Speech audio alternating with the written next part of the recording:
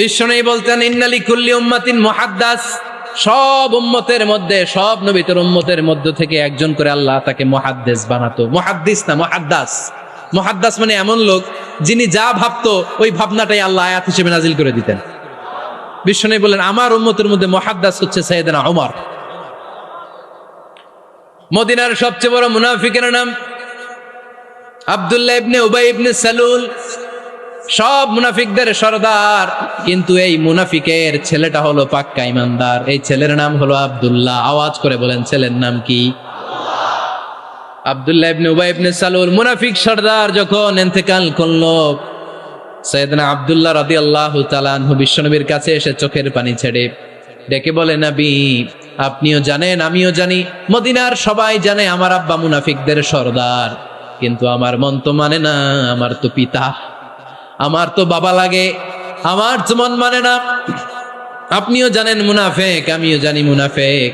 নবী আপনার দরবারে কিছু আমি চাই না, আপনার গায়ের একটা জামা দেন, আপনার জামাটা পরিয়ে আমার বাবারে দাফন দিব। এর উসিলায় যদি আমার আব্বারে আল্লাহ মাফ করে দেয়, দয়ার নবী মায়ের নবী জামা খুলে দিয়ে দিলেন। পড়েন সুবহানাল্লাহ। আব্দুল্লাহ রাদিয়াল্লাহু তাআলা আবার আবদার চললেন, নবী জানি আমার বাবা মুনাফিক, কিন্তু আমার তো বাবা, আপনার দরবারে ফরিয়াদ, আপনি নিজে যে আমার বাবার জানাজার নামাজের ইমামতি করবেন। দয়ার নবী মায়ার নবী জানাজার নামাজে যেতে চাইলেন। ওমরে ফারুক বললেন, নবী না, খবরদার আপনি উবাই ইবনে সালুলের জানাজায় যাবেন না। বিশ্বনবী জোর করে যেতে চাইলেন। সাইয়েদনা ওমরে ফারুক বিশ্বনবীর জামা পেছন থেকে টেনে ধরলেন। আল্লাহু আকবার, টেনে ধরলেন, যাবেন না আপনি। ওমর ফারুকের হাত থেকে হ্যাচকা টান মেরে জুব্বা টান দিয়ে বিশ্বনবী জানাজায় চলে গেলেন। রব্বুল আলামিন আয়াত নাজিল করলেন, ইস্তাগফির লাহুম আও লা তাস্তাগফির লাহুম ওয়া ইন তাস্তাগফির লাহুম ৭০ মাররাতান ফালান ইয়াগফিরাল্লাহু লাহুম। নবী গো, একবার নয়, দুইবার নয়, ৭০ বারও যদি এই মুনাফিকের জন্য আপনি ক্ষমা চান, তার জন্য ক্ষমা নাই, তার জন্য আছে জাহান্নাম।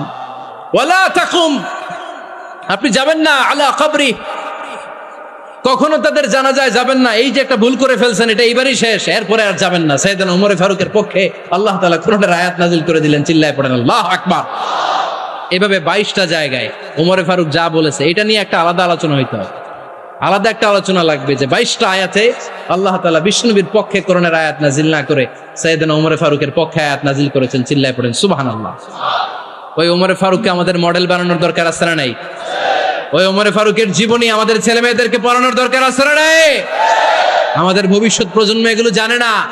ওরা সালমান খান দেখে বড় হয়, ওরা শাহরুখ খান দেখে বড় হয়, ওরা ঋত্বিক রোশনকে দেখে বড় হয়, ওরা মনে করে যে এরাই বড় সুপার হিরো। আমাদের যে কত বড় সুপার হিরো আছে এরা জানেই না।